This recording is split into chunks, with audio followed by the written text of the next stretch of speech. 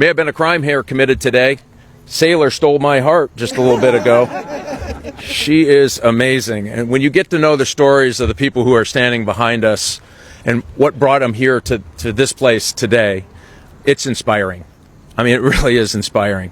Some of these people are taking a big step forward, a lot of courage to step across the political divide and say, I'm going to do the right thing for someone that more closely represents my values in this state.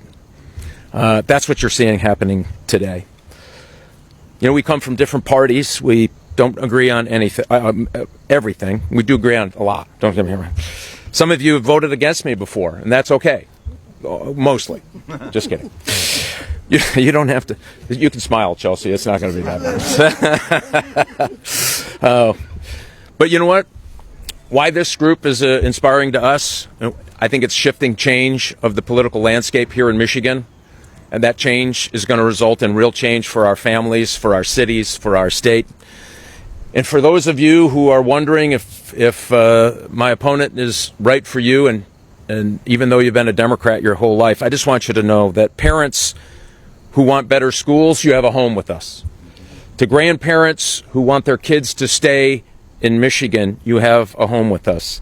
To the young people who want to be able to afford to buy a new home and don't want to have to wait till they're 40 years old, well, you have a home with us. To working families that want good jobs, they want safer streets, they want better schools, you have a home with us. Michiganders are tired of anger and division, and I don't think there's a better representation of that than what you see standing here today. My entire life has been answering the call to serve. U.S. Army officer, special agent with the FBI, was chairman of the House Intelligence Committee, and in my private sector time, I was in cybersecurity, working on privacy and data safety. These experiences have taught me the stakes are high in most things you do in life. But when those stakes are that high, you put your differences aside, you listen to each other, and you work together. That's what Michigan needs now more than ever. This election is bigger than Republican versus Democrat, left versus right. It's about the Michigan we leave our kids and our grandkids. It's about being able to look Sailor in the eyes and saying we are going to work extra hard to make sure she has every opportunity that America in the past has given us. And we're going to pass that along to the next generation. It is about finding common ground and building a better future. To Democrat voters who feel their nominee doesn't represent them and their values, all hope is not lost. I'm not asking you to be a Republican. I'm asking you for the opportunity to earn your trust. Michigan deserves a senator who will sit down whether you voted for me or not, will listen to you, will treat you with respect, will represent everybody. There are real differences in this race. I spent my career serving the country and taking on terrorists and criminals and threats to our national security. I believe in safe communities, a strong America, and protecting our freedoms. Abdul El-Sayed and I have very different visions of Michigan and America. But we're going to have plenty of time to talk about that along the campaign trail. Today is about what brings us together.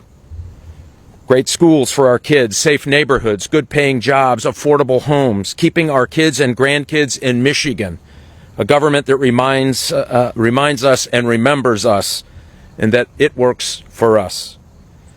Thank you for those standing with us today and being willing to reach across that big political divide. To anyone else that is considering doing the same, our door is open. I'm going to work to earn your trust, to earn your support, to earn your vote. As a senator, I'll fight for you if you're a Republican, a Democrat, an independent, or none of the above. This is our home. We all have a stake in its future. And why we stood here together is we know we have a state to save. Michigan, let's get to work. Thank you. We are very lucky and blessed today to have some folks that want to share their experiences and how we all are standing here in the front.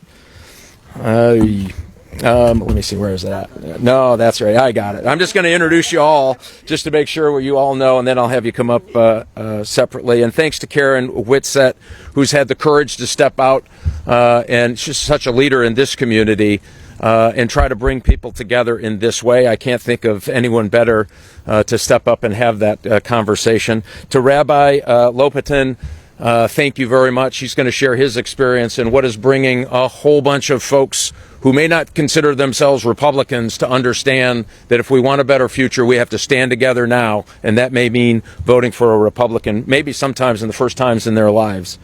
And to Chelsea Rebeck, who has just shown an incredible amount of courage, a lifelong Democrat who has decided sometimes your values don't align with a candidate in such a severe way that you need to step up and be counted, and she has done exactly that. So I'll start out with Karen, and thank you so much, Representative, for all your great work and putting this together. Thank you so much. I appreciate it.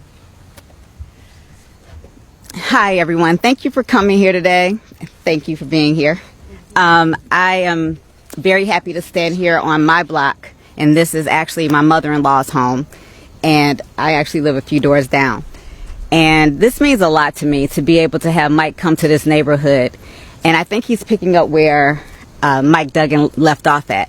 He understands that making sure that our neighborhoods, our area is not left behind. And I really appreciated him coming here to actually see, not just today, but previous days, to walk through and see everything that has been done and what still needs to be done. And I am very confident that he will not leave us behind. Now, I'm not standing here as a state representative. I'm not standing here as a Democrat or a Republican, because I'm neither. My bottom line is I want people to start to understand you need to pick your candidate by your issue. Period. They have to line up. And I'm only going to talk about one issue that's important for me, and that is health insurance. I'm not going to talk about the other candidate, because you can look it up for yourself. I'm going to talk about the man that's here today to make sure that things do not change and they only get better. I do not want to lose my Blue Cross Blue Shield. My husband is operating engineers, and I want my health insurance. I do not think people really realize what is on the line. You will lose your health insurance if the other candidate gets in office. There's no ifs, ands, or buts about it. That is what Medicare for All means. So if you enjoy going to ER now and sitting for 6 hours, get ready to enjoy that a whole lot longer, because you may be sitting there for 6 weeks. That means you will be in a clinic, in a hospital, wherever they say that you go. Once again, you say you don't want government in your business. Well, the government will be controlling your health care. They will control your doctors. They will control your medication. They will control your visits. They will control everything. So if for no other reason, common sense prevails that Mike Rogers is the candidate for you. Thank you. All right. Rabbi, thank you. Thank you so much. Really, it's an honor to be here. I'm Rabbi Asher Lopatin from Huntington Woods. I usually vote Democrat, but I'm going to be voting for Mike Rogers. And I want to start out by saying, it's a little off script, that he's an incredible man. And the number one reason to vote for him, his policies, but who he is as a character, as a person, as a caring, sensitive man, I am voting for him. On the other hand, and I'm sad to say this, that Abdul El-Sayed has made one thing very clear. We cannot let him anywhere near the U.S. Senate. Sadly, tragically, he's shown contempt for the Jewish community and, frankly, for American values by making Hassan Piker a vicious anti-Semite and racist, his campaign surrogate, and someone he buddies up with before the primary and after the primary. He's never disavowed Hassan's anti-Semitism, a man who's called Orthodox Jews like me inbred. When Abdul El-Sayed was asked about the terrorist who attempted to blow up a synagogue right here in Michigan with hundreds of children, like Sailor, hundreds of children, all he said, hurt people, hurt people.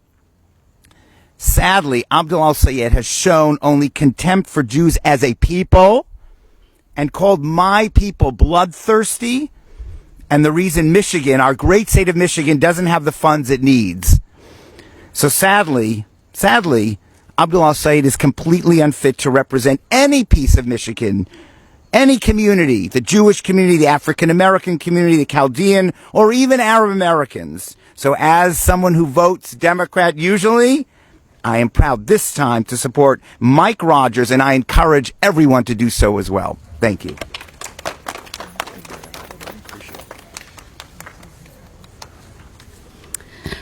I am Chelsea from West Bloomfield. The last week since I came out as a lifelong Democrat voting for Mike has been quite a whirlwind. I have gotten a lot of reactions, a lot were empowering, but mostly they were judgmental and cruel.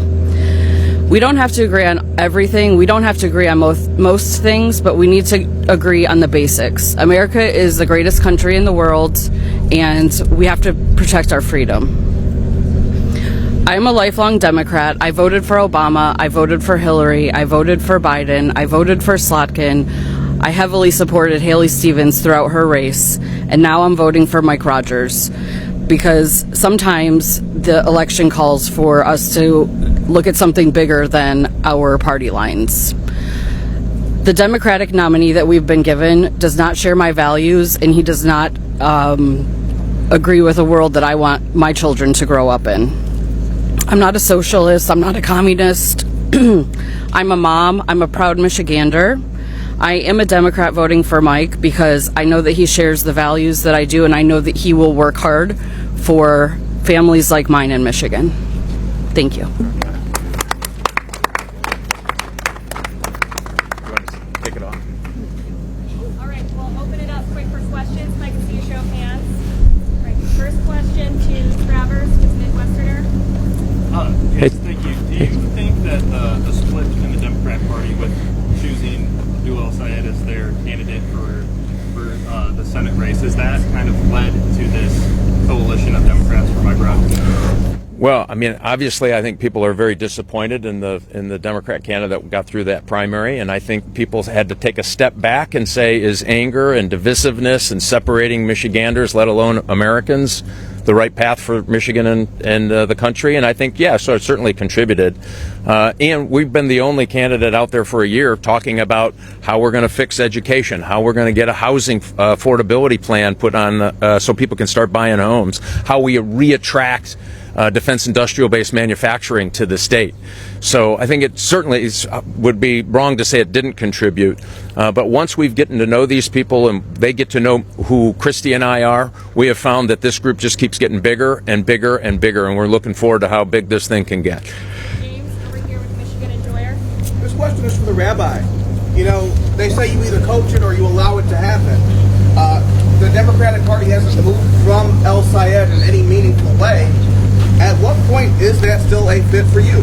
I think I agree with you. It's very disappointing. And I understand how they might want to endorse the Democratic candidate, but not to talk about their concerns about Hassan Piker and all the other things that Abdul El-Sayed has shown. And again, real contempt for the Jewish community, and not only the Jewish community, that insensitivity, the fact that they have not spoken out against that is very disappointing. And that, yes, that does make me vote, in addition to the amazing qualities that Mike Rogers has, but it makes me vote for Mike Rogers. Encourage everyone to do that. Very disappointing of the Democratic Party. All right, we'll wait just a moment here. You got to go to work. Going to work. That's a good thing. Last question over here to Paul with Fox. Like, you've been a big supporter of President Trump, Jack's campaign. How does that sway? Well, listen, as I said, we're not always going to agree on everything, but if you've looked at the way we focused our campaign on getting our schools fixed, you know, if you can't read in the fourth grade here in the state of Michigan, you have a 70% chance of going on welfare or being in prison. Think of that number. Over 2/3 of our kids in the state of Michigan can't read in the fourth grade. We have a plan to help the state fix that. That's, I think, comes right to the top of the list. Our housing plan, for the first time ever, we've come up with a plan. We're in the city of Detroit. They have 122,000 vacant lots. I've got the only plan to put those in a land bank, encourage builders to build. We're going to work on people's ability to hit that 20% down payment by saving tax-free. We're actually talking about things that matter. And the other part of that bill, by the way, is very popular. Is right now you don't quite get credit towards your credit score for paying rent on time. So all these renters who are looking to buy a home for the first time are kind of locked in this vicious cycle of, when I go to the bank, my interest rate's so high because my credit doesn't look very good. So we're going to change that. We're going to get credit for all of those on-time rent payments so that people can finally get into a home. To me, that's huge. So we're going to have more housing stock. We're going to encourage builders tax-free to build there. So I say all that because we've been talking about this for a year and connecting to voters where they are and what their problems are and what they want solved.